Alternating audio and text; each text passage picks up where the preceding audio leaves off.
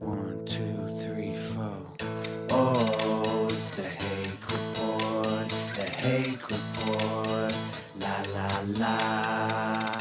Oh, it's the Hake Report, the Hake Report, la la la. Hey guys! Oh, it's the Hake Report, the Hake Report, la la la. Oh, it's the Hake Report, the Hake Report, la la la. Hey guys, it's Friday, November 15th, 2019, live in the 9 a.m. hour 4 of Jesse Lee Peterson's stream. Thank you, Jesse. And shout out to YouTube, Jesse Lee Peterson's YouTube viewers, dlive.tv/Jesse Lee Peterson viewers. And of course, mixer.com/JLP Talk, CLC and all you guys. Thank you guys for the stickers. That's cool. And the sparks. And then, of course, Periscope. Thank you guys. What's up? Who said it's easy claiming dog pound? I don't know what that means. But, and also shout out to the D-Live supporters. I don't think we got to all of the support that you guys have given. But I saw Noah's Ark, Kansas, and Catch the Thought having like a Diamond and Ninja battle. Thank you guys. And I saw Noah's Ark, Kansas, at least, was donating all of the Ninja that he gave today to the Building Fund. And you can support the Building Fund, and you can check out the progress, rebuildingtheman.com. Jesse put out a little vlog. Is that what it's called? Or a vlog? I don't know. A vlog update of him looking at a building, which I'm crossing my fingers that it's not going to be that one. Is this bad people? Is this 666 people to cross your fingers? I don't know. But by the way, breaking news, Roger Stone was found guilty on all counts by a biased jury, no doubt, right? Biased, I'm assuming. Guilty of what? I don't know. I know that he was kind of a go-between between WikiLeaks news and the Trump campaign. But I mean, the WikiLeaks guy was like pretty open about, oh, he has Hillary stuff. He has, I don't know. I don't really see what he's charged of. I don't understand it. But they made a whole big show of attacking him, of even like arresting him. Didn't the FBI like do a raid on him? Crazy? Something weird. Anyways, whatever, man. I wish Roger Stone well. He has been on the Jesse Lee Peterson show a couple of times before Trump was elected. And then there's this Asian white boy. I have some pictures of him who murdered two, at least. Attempted murder of two others. I'm assuming that's attempted murder. When you shoot somebody, that's usually attempted murder. And he tried to kill himself. There's him as a skinny cross-country runner, and he does look mixed white and Asian. And then you see his dad, oh yeah, white. And then you see the mother, oh yeah, Japanese or whatever. That's him as a little cute little kid, and his dad. His dad died of a heart attack in 2017, December. This is the Saugus High School shooting that took place yesterday, early morning. A picture of the boy, or the young man, young beta male, I would call him, and his Japanese mother, I think Japanese. Her name is Mami, M-A-M-I, Mami, and then I think I forget what the last name was. I wrote it down, Matsuma, something like that. Look, there's the family, but it's a broken family now. Yeah, I have an uncensored version of the girl in there too. The older sister. After the dad died, so they got a divorce in 2016, the mother and the father. White father, Asian mother. Not a good combination because it usually kind of indicates that the man is weak. And I feel that that's the case. He was an alcoholic. You got to be weak to be an alcoholic. Mami Matsuura. Two U's next to each other. Mami Matsuura. And the sister looks so sassy. Standing all one hip out. Contrapposto. But, yeah, little brother. Leaned heavily on his mother and his sister, older sister, for support, some, I guess, moral support or emotional support. After the dad died, he was starting to reconnect. According to the next door neighbor, a 33-year-old man, he was starting to try to reconnect with his father. He has his father's last name, not the Matsuura last name. So I don't know. It's I'm always interested in these because I like how the family's important, and the messed up situation that people get raised in, and especially how messed up society is. Advocating and promoting school shootings and stuff like that, and then blaming the gun and not the messed up families and not the messed up morality, of which they take part, meaning the media takes part in all that stuff. It is evil. One more shout out to Bub's Love. You might have seen in the opening intro like a picture of my hair or like a drawing. It was actually a drawing taken from Lock Your Door, another great meme maker. Lock Your Door, and Bub's Love did a quick draft of taking away my face, but just keeping the hair part, putting best hair on the internet. After, this is a meme that has started, right? It's not that I'm claiming that I have the best hair on the internet, but that was the black dude that says Joel is supposed to be pronounced Joel, and James has the best hair on the internet. And then he's like all pumped up about Trump and Jesse Lee Peterson. I forget what his name is, but he's a really amped black guy. Yet one more. Oh, yeah. And then Bubs made that meme of the biblical question: was Jesus Christ created? And there's a picture of the Last Supper with Jesus and the disciples. So thank you, Bubs Love, for all the help. And my other intern, Will. Good guy. So one quick shout out to Scotty. Scotty and Jenny, I think, is the name on Instagram. Because I got an Instagram, how I put up this don't quit TPUSA, purify it, right? Because I'm saying stand up for what's right, and you don't necessarily have to quit TPUSA. You can just voice your disagreement with Charlie Kirk on those specific issues, such as homosexuality and all those things. Stand up for the family, for the country, and for Christianity and all that. Where Charlie Kirk did fail in some public ways to stand for those things because he kisses up to immigrants and stuff. Well, I was disagreeing with, I asked for feedback, and I got some feedback, and I responded to the feedback, but Scotty and Jenny thought that I was, this Instagram user, thought that I was demeaning him. I don't think he used the word demeaning, but some type of mean to him in some way, or her. But no, I thought I was just disagreeing. I wasn't trying to be mean. So I'm just saying, don't be so sensitive. Appreciate your feedback and your disagreement. I was just trying to have a conversation about it. So no offense, Scotty and Jenny. Make sure you do check out, if you're in the Bay Area or close by, check out the Content of Character series. You can meet Jesse, and you can probably, I think Nick may be going up in the Bay Area speaking tomorrow. Not sure the exact schedule. You can check in with us later. Maybe we'll find out, but I don't know. It is from 9 to 4, several speakers. One is going to be about, this woman is going to talk about voter fraud, so that should be kind of interesting, which is a real thing. The media likes to downplay it as a conspiracy theory, but it's so easy to do, to voter fraud. It's hard to believe that it's not happening. And in fact, it is happening according to reliable people. And then there's another guy who's talking about this Equality Act thing, about gender fluidity and all this stuff. Equality Act, I don't know if it's a California thing or a nationwide thing.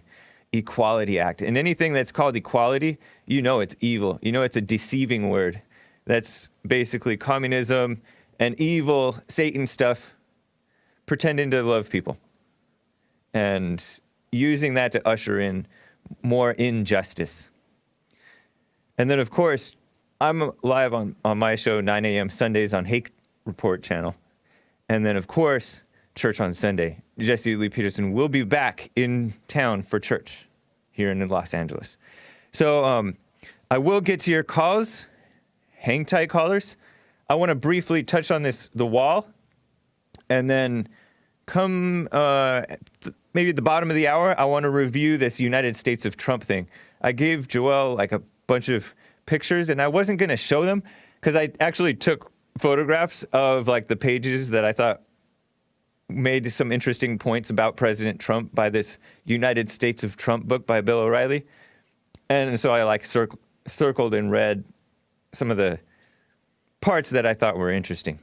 There's some interesting stuff about his childhood too, President Trump's childhood, growing up with his dad and his brothers. So, but first about this wall, I reported at the top of the hour, the third hour, Jesse Lee Peterson show on Hake News that, and I don't know what's real, that 78 miles of border wall have been built, but it's all replacing prior places where prior wall had already existed or prior barrier. And I've heard all kinds of different numbers. I've heard 78 miles. I've heard over 100 miles. So I don't know what the truth is there. And I remember them talking about, speaking of places where wall already existed prior. I mean, that's where, I think Ann Coulter made the point, that's where you don't have to get new permits. You don't have to deal with eminent domain, meaning taking private land, people's private land, and using it for the government to protect the country. So it's much easier to rebuild on places where the wall is existing, but it's all messed up. Easy to jump the fence or whatever, or it's broken, or it's a vehicle barrier. I've heard of these things that look like they look like a big, you know, when you used to play jacks, if you were a kid who's like more Gen X, less Gen Y, less millennial or Zoomer, but there's this game called Jacks, and there were these metal things that look like X's, and it's basically that, and they sit on the ground. It's like an X here and an X here, and it sits like 4 feet or 3 feet on the ground. And those things are vehicle barriers because you can't drive through them. Not wide enough for a vehicle to pass through. But people can easily cross. What I've heard is that we've replaced that with places with a real wall that people, human beings, cannot easily cross. So that's a good thing. Because human beings are crossing like crazy. And listen to this. According to Drudge and Breitbart, there's a county morgue in, I think, Laredo, Texas, that is overwhelmed with dead migrants. That's disgusting. And I've talked about this frequently, that every year they find like several hundred dead illegal aliens who cross, and they're in like the desert or the Rio Grande River. They either drown or die of heat exhaustion or whatever.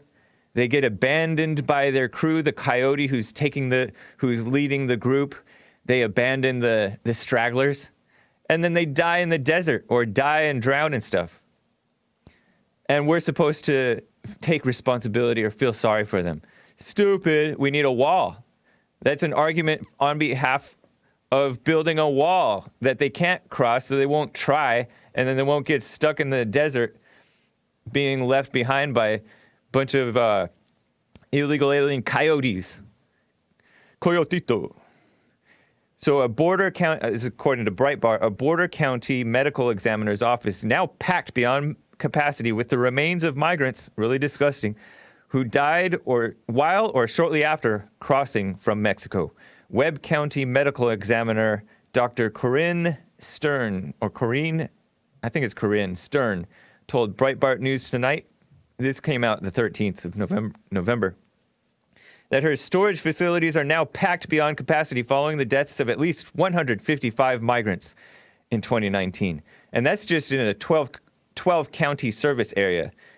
A fairly local area. There's other places where there's more, probably a few hundred more dying like crazy. But we are watching the border a lot more closely than Obama was. Obama had, if I remember correctly, he had stationed border agents at 40 miles from the border. So of course they're going to be able to cross easily when those unaccompanied alien children were crossing, pretending that we cared about the children, or that he cared about the children, or that he loves children. He probably cares about them because he's full of hate. We learned from Jesse that caring is hate. Love is different from that. The deaths occurred in a 12-county area serviced by her office. Dr. Stern said Webb County officials are very supportive of efforts to provide humanitarian services to the surviving families of the deceased. Whatever. Crazy. I'm going to get to a couple of calls, and then I want to review this book because I've been wanting to review it, but I didn't want to review it until after Bill O'Reilly actually came on the show. Because I'm not going to promote him unless he comes on Jesse Lee Peterson show, right? So, Rick from Hampton, Virginia. How are you doing, Rick? Oh, Rick's not ready. Mike out of San Antonio, Texas. How are you doing, Mike? How you doing, James? Doing fine. That's good. That's good. Before I do my subject, I'd like to emphasize with that young lady out of Utah. I have two daughters around her age, and they're going through the same issue. Oh yeah. Oh yeah. They can't. Men now, young men. Again, they were raised by these women. They were raised by these women, and they think like women. It's really sad. Yeah. It is real evil. You know, I've noticed that, including rappers, they are becoming more and more effeminate, like crazy. Openly effeminate, shamelessly effeminate. Yeah, they're wearing dresses now. Yeah. Yeah. Uh-huh. Yeah. Yeah. Yeah. What a mess. And even before that, it was this pseudo male masculinity. Yeah, that's true. On, which is violent. So it was only pseudo. So their true femininity is coming out now. Yeah. Unashamed. Shameless, I mean. Yeah. Yeah. But anyway, my subject was going to be, I was just going to talk about when he, and I'm not going to give her any more publicity than she already did because that's what she's striving for, Maeve. But these women like her who are basically hit the wall, basically they're older, women's appeal and power, unfortunately, is in her looks. When they get to be a certain age and their looks start to fade, now you look at them differently. And you look at, okay, do they have any intellect or intelligence or anything to offer? Yeah. And most of the time they don't. And men just kind of bypass them. And they become so destructive. I was telling your call screener, I was in Jamaica a month ago, and I saw this. It was mostly really old, mostly white and fat women from the U.S. and from Canada and Australia, and even some black women. They was all in packs, and they was very destructive and ignorant and drunkards. And they were all over these young Jamaican boys, all over them. That's disgusting. It was so disgusting. And the most problems we had with my kids wasn't the men when my daughter was in high school, but when my son was in high school, my wife really had to check some of them female teachers. Oh, yeah. Yeah, that's true. Some of them were mean. That is true. Mean and barracuda-like. Yeah. You want to become a beautiful person on the inside. Have a beautiful personality. Especially as you get older. Otherwise, you become old and grumpy and nobody wants to be around you. That's true. Yeah, and then they start doing all kind of crazy things like twerking. And wearing clothes that they shouldn't be wearing. Yep. And they're very extremely destructive. And that young lady, unfortunately, these are the women raising those boys that don't become men. The reason why she can't find one. Yeah.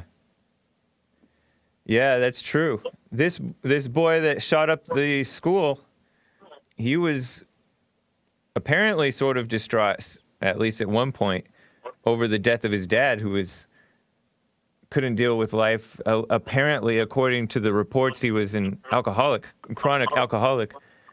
And this boy was an Asian. That's his dad? Oh, yeah, his dad did have guns. this Asian and white dad, boy, I mean, really was not raised right.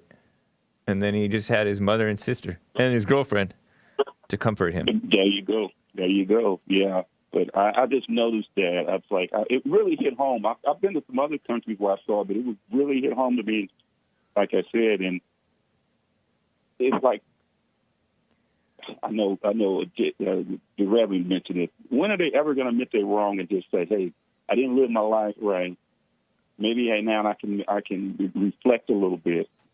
I don't have my looks like I used to have, so men ain't hitting on me, and I don't get that power because they with a sense of power they got. Yeah. So maybe I need to get a different sense of power by doing the right thing and being the right person." And doing it that way instead of trying to regrasp their youth to where men were appealing to them when nobody's really appealing. They're not appealing any kind of way, outside or inside. Yeah. Except for the people that are attracted to that hate. Yeah, man. Yeah. I appreciate that, Mike. Good points. That's too logical, though. That's too logical. They're not going to think of that or seriously consider. No, and then everybody keeps saying how they're queens and all this other crap. That doesn't help either. That's what all this kissing up does. It just protects them, enables them, really. It protects the evil part of them from the good part, from their consciousness. That's what they're doing with the blacks, where you can't criticize blacks. That's protecting the worst in them from their consciousness that could wake them up. It was it was amazing, Jesse's story of that 29-year-old man who said, "I finally know what you're about. You want blacks to be responsible." And he's like stating an obvious, very plain, simple fact, but that's what Jesse's message is. It's simple, but people still miss it. And yeah, it's crazy. And for the first time, he saw himself as an individual as opposed to part of the black group. Yeah, that's scary because, at 29, you're thinking, wow, I should have known that. But I guess it's better late than never. But for sure. Yeah. Yeah, that's true. Yeah. I appreciate you, man. Thank you, Mike. All right. Y'all take care. All right. Take care. And all those women that hit the wall, quit trying to relive your youth. It's not going to work, okay? Yeah. Thank you, Mike. Yeah. All right. Take care, man. So, this Nick LeChick says the Chinese kid is possessed. Calling him Chinese. I'm laughing because he's calling him Chinese. But his mother has family in Japan, and that name is, I don't know. That's what Jesse would call him, Chinese. But I think she's Japanese, but I don't know. But, yeah, Asians and whites are sulkers. They seem to sulk and then blow up. Not good. Let me go ahead and report on this Bill O'Reilly thing, because Bill O'Reilly is a journalist. I consider him a journalist, a fair-minded one that I generally really respect. He's a guy, I've seen some comments that, I don't like him, but I agree with him. And then some people don't even agree with him. They think that he's a neocon or something like that. And they may be right, I don't know. He is sort of a standard thinking type of a person. But he's fair, and he is a boomer. A baby boomer, I believe, right? Same age as Jesse, just about. Old school man. Like I said, real journalist. Fair. He's sometimes maybe a little too fair. But as you know, Jesse Lee Peterson interviewed Bill O'Reilly the other day. I talked about it yesterday, just briefly. But he covered Jesus, and there was this big fight about whether Jesus was a carpenter or a stone cutter. I'm not interested in that dispute. It's a dumb thing to argue about, to be honest, but it's kind of funny that that's what people get sucked into arguing about. But in this book, The United States of Trump, he talks about, Ermia says definitely a stone cutter. I believe O'Reilly did his homework. And even though, like, sometimes he makes judgment calls about stuff that Trump does is wrong, or, sometimes you guys make criticisms that aren't true. Yeah, if you go to Israel, you see only stone, no trees. Yeah, that's what I was saying. All they had was olive trees and sycamore trees. You can't make anything out of that. Not that I know what I'm talking about. I'm just talking. Oh, yeah, fig trees, too. Anyways, just joking around with that. But here, I have some points for you guys. So, Joel, hopefully these are in order for you. But let's get to some of... I took photographs, and I wasn't going to show them because I don't want to reproduce without permission, but I'm just going to go ahead and show them because I'm promoting it. I recommend you read this book. It's a good book. It's almost as good as Jesse's books. Jesse's books are better.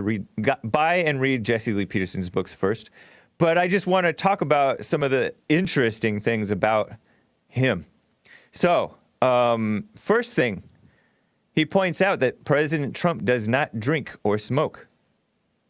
Trump does not drink. And actually, happen to know that Bill O'Reilly does not drink either. He's said it. He wants a clear mind. And that's pretty good. Maybe sometimes he doesn't have the clearest mind because he gets mad or whatever. But at least as far as drinking and smoking, those guys are not into that. And another thing that I liked, that was another point that was pointed out on this same page, O'Reilly says that he is also a man of steel, referring to President Trump. That he can absorb more personal attacks. Put it back up. He can absorb more personal attacks with more resilience than anyone he's ever covered before or known in his life. That is an amazing statement. Because Bill O'Reilly is not... He's been around a while. But if you look at how Trump deals with things, that is true. Thanks, Joel. The next thing about him, he is quick to forgive. I'm going to pull this up so I can follow along too. He calls Trump quick to forgive his competition. Once he emerges victorious, he fights hard. He calls Hillary crooked Hillary or Ted Cruz lion Ted. And some people didn't like that too. But he is quick to forgive his competition. With the exception of Jeb Bush, John McCain, Megyn Kelly, who were not forgiven, and they didn't forgive Trump either. They continued to attack. So you fight the people who you're fighting against. And then they also talk about, you know how there's this meme that the liberals say that Trump is a liar. He lies and all this stuff. The New York Times and other things accuse and document all of Trump's so-called lies. They never called Obama on his lies, very rarely. Only the most egregious ones did they ever call him on that were way too obvious for them to ignore. But they gave Obama a lot of slack because he's black and a liberal, and they agree with him. And they're liars themselves. They believe the racism lie and push that stuff. But anyways, this guy says that he's interviewed, Bill O'Reilly says of Trump, he's interviewed and spoken with Trump scores of times. That means many 20s of times, multiple 20s of times, right? He sometimes exaggerates and often overstates, but he's never said a calculated untruth to me. That's what Bill O'Reilly says. And he says that the media theme that Trump is always lying is, he doesn't buy it. He says, as with most human beings, Donald Trump will sometimes consciously mislead for convenience or to protect himself. But as you saw with the low road comments, if you ask him a straight question, you'll usually get a straight answer. And this is how we see Trump act. He's very, what you see is what you get.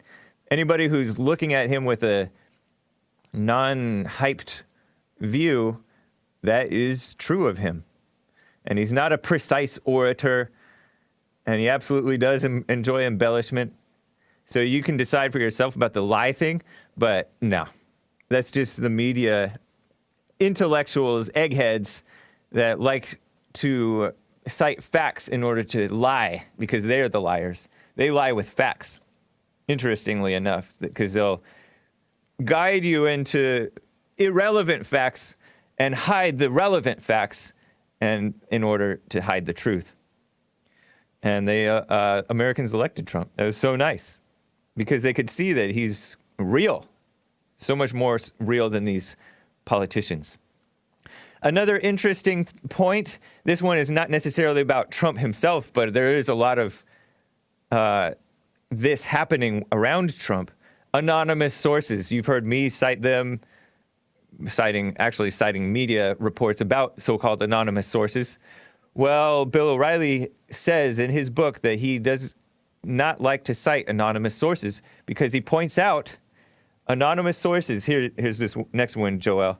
Anonymous sources always have an unstated agenda, which is often not known to the reporter. So if a source is not identified, there is a good chance you are getting propaganda, not facts.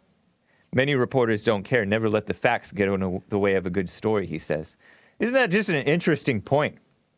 So this guy doesn't like anonymous sources in his book. Although he does cite a reporter who is referring to an anonymous source about George W. Bush, something George W. Bush says. I'll tell that one to you later. But yeah, let's go to the next one. He talks about the press. Bill O'Reilly talks about the press. And Bill O'Reilly is a fair-minded guy, so he doesn't say these things lightly. If anything, he holds back too much, right? So he talks about how Trump hits back at the press hard, calls them fake news, the enemy of the people. He says, once you hit back against the press, they come after you harder. Media chieftains, this is Bill O'Reilly talking, often take delight in breaking human beings. Wow. He's saying that, and that's evil. And I think that he's been a victim of that too, to be honest. Media chieftains often take delight in breaking human beings. Well, Trump doesn't break. That's nice. It is so nice. Trump hasn't even complained about O'Reilly himself. But one thing, the next one, he doesn't harbor grievances. I mentioned that he said that Trump is quick to forgive. And then I will get to your calls. Hang tight. We will get to your calls. He says, well, Bill O'Reilly didn't like Trump calling John McCain. He's not a hero. Okay, he's a hero because he was captured. And I should get this clip for you. Maybe I'll play it on Sunday. Just a beautiful throwback clip. Because this whole thing was started not by Trump, this John McCain versus Donald Trump, or the McCains versus the Trumps feud that has been ongoing. You probably saw a glimpse of it if you watched The View interview between Meghan McCain and Don Jr., Donald Trump's oldest son. Because, look, Donald Trump talked about the illegal aliens and the people coming up from Mexico not sending their best. They're bringing drugs, they're bringing crime, they're rapists, and some, I assume, are good people. After that, the people loved Trump, right? And then John McCain goes out and says, Trump is bringing out the crazies. What an idiot, right? He said that. And then so this Fox News guy, who's a pollster guy, I forget his name. Trump calls him a slob, I think. Brings this up. He's on stage interviewing Trump about what John McCain said about his supporters, or something like along those lines. Said something that John McCain said as though it's a valid criticism, and then Trump is like, he's a loser. And he is a loser. He lost to Barack Obama. He wouldn't fight hard. He was like protecting Obama from rumors that Obama is a secret Arab, a Muslim. You don't have to do that. But he was politically correct, and he's a coward, and he likes to be a gracious loser. That's what McCain liked to do. He's dead now. Well, he said, he's not when Trump shrugged off John McCain's criticism and he basically called him a loser, this guy, Luntz, whatever Luntz, I think is his name. Well, this guy says he's a war hero. This has nothing to do with anything. And so Trump is like, he's not a war hero. Okay, he's a war hero because he was captured. I like people who weren't captured. And Bill O'Reilly took offense to that, or on behalf of political correctness, because sometimes Bill is a little bit politically correct, felt that was disrespectful. And so he criticized Trump on that, and Trump didn't back down from it. But Trump says what Bill O'Reilly says about Trump, once a candid discussion happens between these things, Trump doesn't harbor grievances. So Trump even has criticized Bill O'Reilly for his negative coverage. but he discussed it and then he moves along. He doesn't harbor the grievances. He generally respects people who are straightforward, and that is one thing that John McCain was not. He was not straightforward. He's a rhino. He was a fake. You remember he voted down to getting rid of Obamacare. What a loser. What a traitor to the Republican Party and to America, to be honest. So here's another thing about Mr. Trump. He can absorb more punishment than any person I have ever known, with the exception of Senator McCain. And Jesse asked him about that one. And then he said, ironic, isn't it? No, that's not the case. McCain was evil. McCain was not a gracious after attacks. Trump was, or is. Here's the next one. This one is so interesting because people always criticize Jesse as seeing things in, it's not all black and white, there's gray. Well, Trump sees the world the same way. This is according to Bill O'Reilly, page 252. Donald Trump assesses the world in just two colors, black and white. Gray does not exist. Other colors are irrelevant to him. And he also is a no person, at least outwardly. No doubt, no fear, no apologies, no retreat. He will fight most battles aggressively, even the small skirmishes that many folks would ignore. And I love that about him, that he will fight back. But it's so nice that he sees it in black and white, right versus wrong. And that's cool. Here's another one, and here's where O'Reilly cites a source that cites an anonymous source.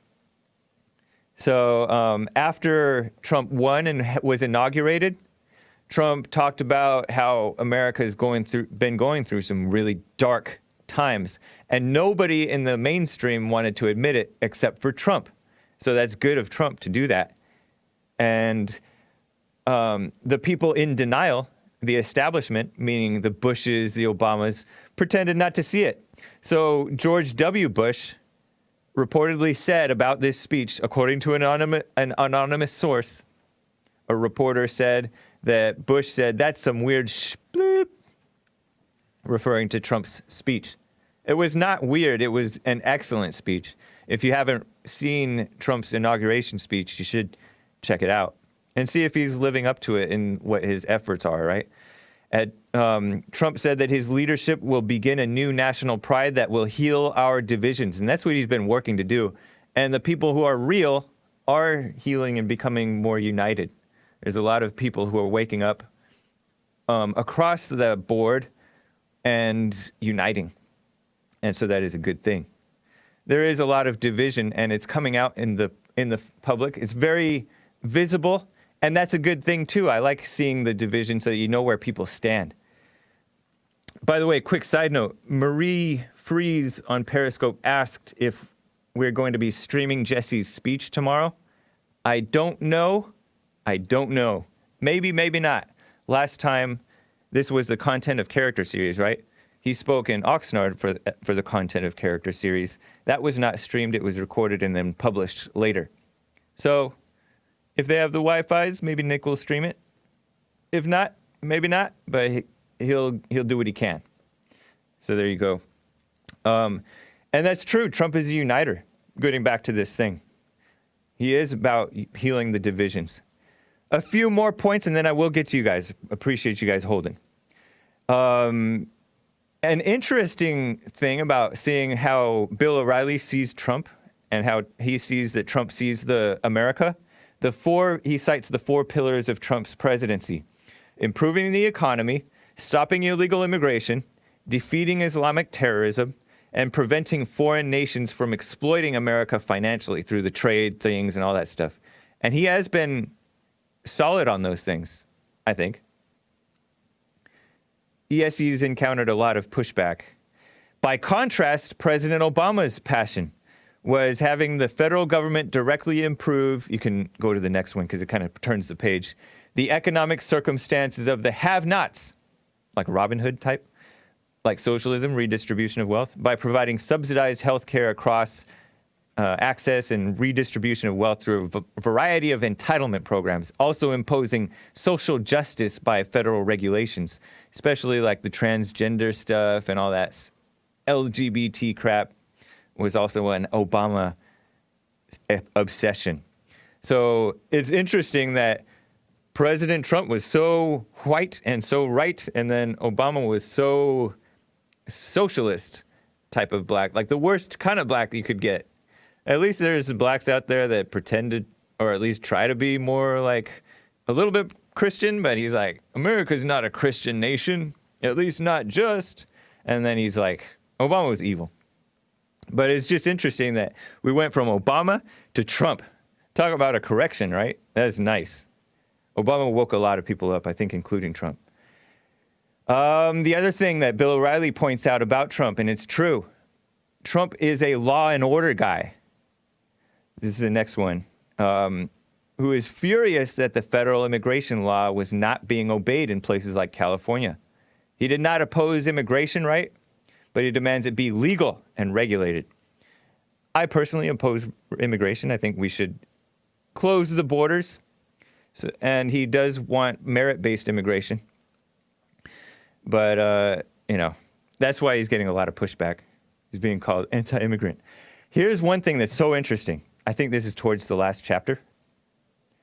Trump calls Mueller his enemy. He's talking in an interview with O'Reilly. And this is after the Mueller thing ended, right? No collusion, no obstruction. Well, Mueller wouldn't say no obstruction because Mueller's a Trump hater. So Trump says, let's take Mueller. He's my enemy. I turned him down after he asked to head the FBI after James Comey was fired. I said no. Interesting. Juicy. And years ago, he was a member of a golf club I owned in the Potomac. He called me asking for his deposit back. He said he was leaving the area. I think it was $15,000. This is Trump speaking. But I said no, because then I'd have to do that for all members. And so he was mad. So the conversation got heated. It was nasty if you want to know the truth. This is the next page. Go on to the next page, Joel. And he says, it was nasty if you want to know the truth. So you think it was personal with Mueller? That's what O'Reilly asks. And President Trump says, this was an attempted overthrow, Bill. And if I didn't fire Comey, we would have never known about it. It's wrong. This should never happen to another president. And O'Reilly asks, has your love for your country changed? Trump says, I've learned a lot. I think that this Mueller investigation will go down as one of my greatest achievements. And O'Reilly's like, what? And he said, because corruption would never have been uncovered. All these powerful people trying to subvert an election, people wouldn't have known about it. And he's right. So that's cool. And he also points out, O'Reilly asked him if the federal government is corrupt, and Trump says the media is more corrupt. Dang. If the media is more corrupt than the federal government, that's really corrupt. How can you win Pulitzer Prizes writing about stories that aren't true using anonymous sources that tell lies? Shouldn't they have to give those prizes back? He says he's rebuilt the military, we have the best economy, women and minorities doing much better. That's boomer talk, right? Women and minorities doing much better. And still all he gets are bad stories. Here is him being an example to his son Barron. And then quickly, and then I'll end. Trump says, O'Reilly asks Trump, what do you tell your 13-year-old son about America in the face of all this? And President Trump says, he sometimes comes to me and says, Dad, they're really coming after you. It's sad. And then O'Reilly asks, what do you say to that? Trump says, I always say, we just keep going forward. That's what we do. The media doesn't care if they hurt families. They're the meanest people. Isn't that so true? They don't care about if they hurt families. You saw that with this Kellyanne Conway thing. And they're always trying to accuse Trump of all this stuff. So Trump says, when I leave office, I'll have my revenge because many of them will go out of business. Without Trump, what will they have? They don't have anything. They're enjoying good ratings under Trump. So Trump says, I love my country, but many things in it should not be happening. And I hope no other president goes through this. It's bad for America. Isn't that so nice? Just refreshing. I'm so glad that Trump is president. Anyways, let me get to a couple of callers. Donning Armour out of California. How are you doing, Donning Armour? Hey, how's it going, James? Doing fine. What's up? Good. Well, I hate to rain on your Trump parade. Uh-huh. But Yeah, I don't like the guy. Anyway. Yeah, I know. I remember you said that he was a shyster or something like that.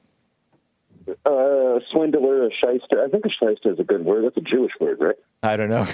Sounds like it. Yeah, I think so, because they gave Israel $40 billion over the course of the next 10 years. So he's making Israel great again. I don't know about America yet.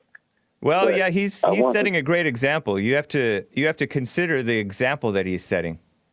It's an example like no other politician has set. Okay, well... Have you noticed that? No, I haven't. Okay. Anyways. But, his biggest promise, his campaign promise, what probably got him in office, was build the wall. Correct?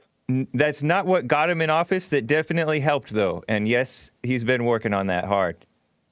Is there another campaign promise that you think? What do you think? Drain the swamp or something like that? No, I'm not talking about promises. Don't get you in office. That they do help, and his message was correct. That was the right thing that we needed, and he kind of exposed how badly it is needed, unlike any other politician. Okay, well... And, hold on, but what got him in office was his realness. His authenticity. Yeah, okay, yeah. I could see that. I could see that. He doesn't talk like a politician. Yeah. The wall, the purpose of the wall, the reason why people want the wall, and I don't really care about it, but he won, and I think the right-wing people should get it. Yeah. You guys won. But the real purpose is because people want to end immigration. Right. It's not that they want a border necessarily. It's that they want the illegal immigrants out of the country, correct? Yes. Yep. Totally true. So, an easy way to do that, rather than building this border wall, would just be to have ICE find businesses. Hey, look, I don't know what the law could be, but it should be easily passed. A $1,000 fine for every illegal immigrant that you have employed. Yeah. And this would be easy to enforce. We could do it right now. And how fast would these businesses get rid of them? But, the reason why we don't do it is because, it's money. I've heard... greedy in this country. That is a fair point. I've heard that that investigations of that, I may be wrong, but I believe that I've heard and reported briefly in passing in the recent months that investigations of these businesses that do employ illegals have increased under Trump. But you guys can look it up. I'll maybe look back and find out whether that's true. I know that he's been working in every way that he can towards this stuff. And you are right. We do need to address it. But there is one. I'll tell you one thing. I worked with illegal aliens that I'm quite sure were illegal aliens. Most of them were not, didn't have driver's licenses, for example. But they all had their I-9s, which is plausible deniability for these employers. If they have their I-9, what can you do? Like they're legal, according to according to the documents. What is Trump doing about it is that? fraudulent. Trump should be fixing that. He forget the wall. He should be fixing that. I think he's addressing he really all of that. Care about America. Say that again. He cares about. He just really doesn't care about us, man. It's a popularity contest with him. He just wants to look good. He had control of all branches of government when he came into office. He had a full 2 years. I don't think he had he didn't have the courts. He never had the courts. Okay, not the courts. Yeah. But he did have Congress and Senate. You're right. The 800,000 DACA recipients, he could have. Remember when he was signing those little executive orders and holding it up like he wanted mommy to put it on the fridge or something ridiculous, like a little baby? Anyway, he could have signed one of those pieces of paper that said, DACA recipients, go back to your own country. I would love that. He didn't do it, did he? Yeah. Now he's going to give them all amnesty. I think he really doesn't care about us. I don't know if he is or is not going to do real amnesty. He says a lot of things that are wrong sometimes, and sometimes he's just saying stuff and it's just talk, and so you don't know what he's actually going to do about DACA. He probably, you're right though, I think he has a soft spot, a little bit of beta in him, maybe beneath the surface there, where, you know, we've seen it with him kissing up to the women and the gays and to DACA a little bit. So you do have a valid point with that. And I think that he should be tougher on these DACA people. But sometimes you have to. Get out.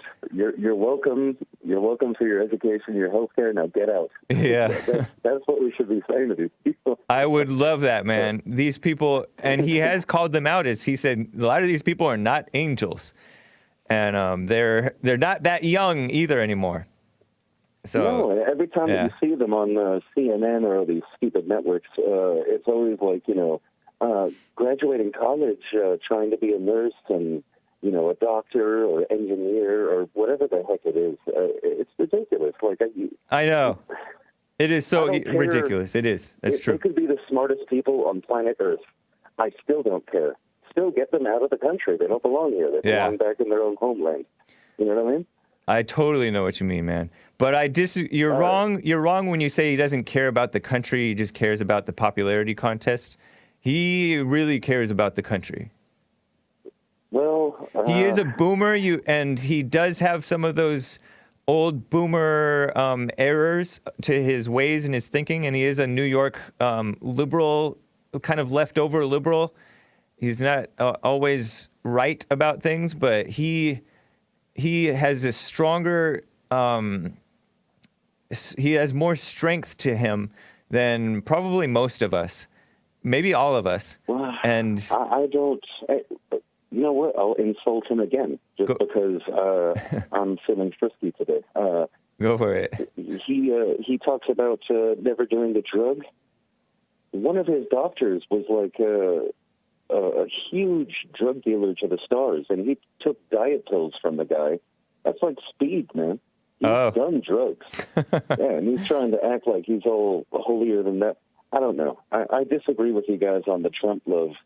I don't think that you actually think that Trump acts holier than thou on this drug thing? He just says that he doesn't drink, which is true, because his brother died of alcoholism, right? Anyways, man. Just keep your eyes peeled about it, man. I think that... You know, whatever he does good for white people, I will support him. Yeah. And he has done some things that I do support and I like. Yeah. But I don't think that he's... well, he's certainly not on my side, but, you know, white ethno-nationalist, nobody is. So, kind of... Are you going to vote for him? I do appreciate it.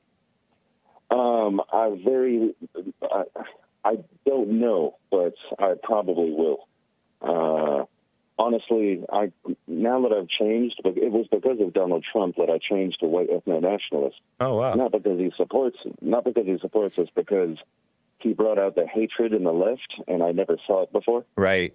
Yeah. That's a good people do. The way that I am, but I don't know. I might vote for him, and I kind of like Tulsi Gabbard, but I'm afraid of the left at this point. I think they want to destroy the country. Yeah, Tulsi. Think about how blind she has to be to still identify as a Democrat. I mean, these days, if you still anyways, I don't want to get. Well, I don't want to get off into another. You have to run for one or the other. Yeah. Nobody else has a chance of winning. You know what I mean? So I don't know. So all right, man.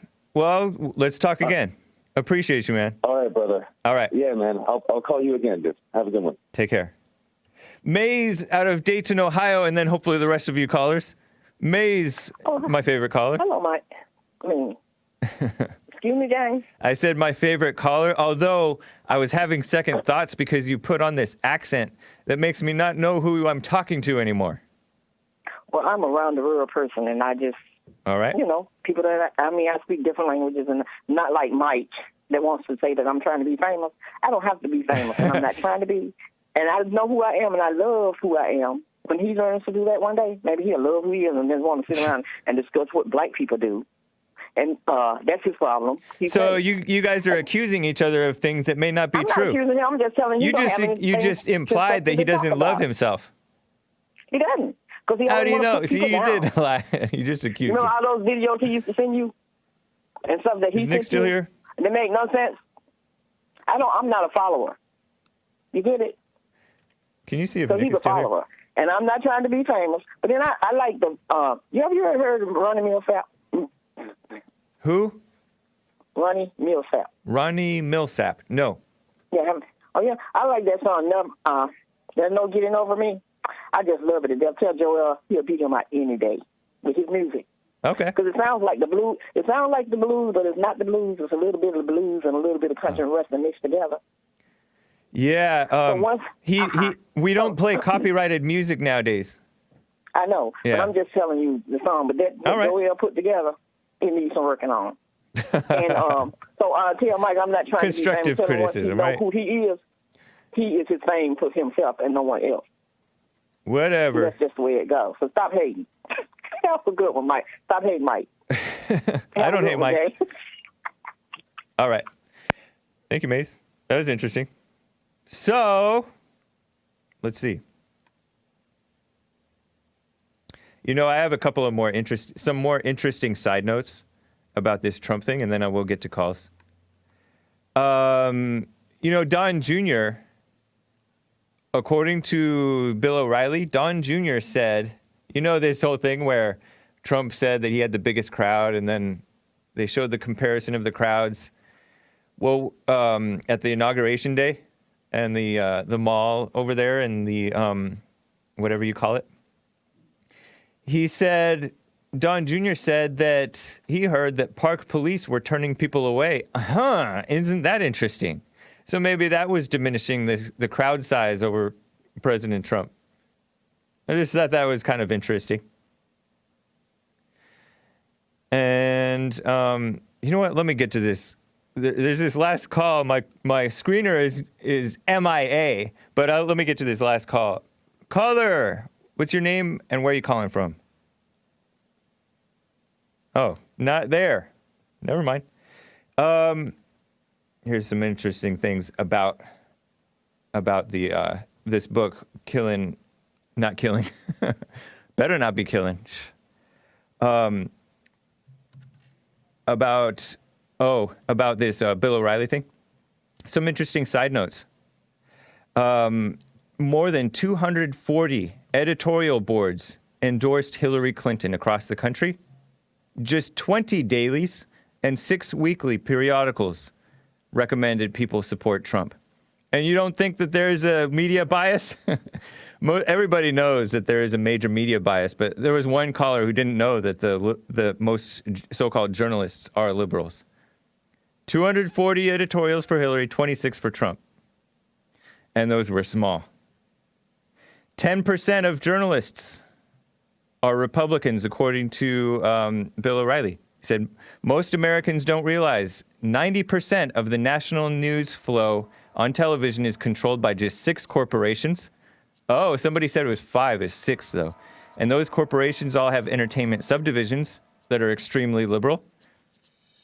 Let's see. I tried to, but there was nobody there. Nobody answered. Less than 10% of working journalists in the United States today are registered Republicans. Broadcast executives usually hire personnel who think the way that they do. That's according to data published by the firm Political.law. Less than 10% of working journalists in the United States identify with as registered Republicans. Let me just check on this caller. Are you there, caller? Yes, James, how you doing? Hey, Rick, where are you? You have 30 seconds.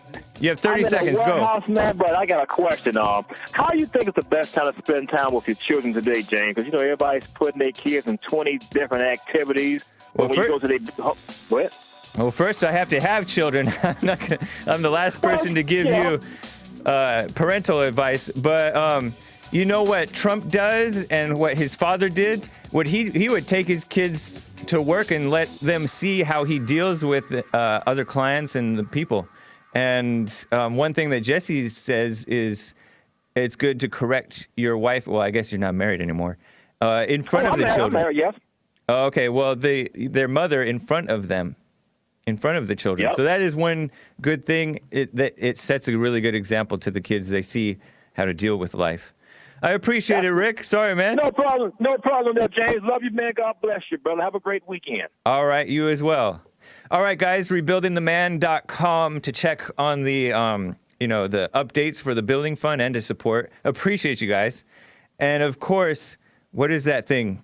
It's contentofcharacterseries.com to get tickets, purchase tickets to go to see Jesse speak and a whole bunch of others speak. Hopefully they'll get the schedule. I don't know. You can call their number. There is a phone number there that you can call and ask maybe. And then, of course, rebuildingtheman.com/church on Sunday. And my show, The Hake Report, before that. And Jesse is going to be back for church. He doesn't like to miss church, and so we're not going to miss church. Subscribe to Bond Rebuilding the Man YouTube channel. All right, guys. Oh, and hopefully we're going to have like a 90s show coming out today, tomorrow, maybe a two-parter, really a four-parter, but broken up into two parts. I'll combine them. So look out for that. Hopefully tonight, maybe tonight, tomorrow. We'll see. All right, guys. Take care.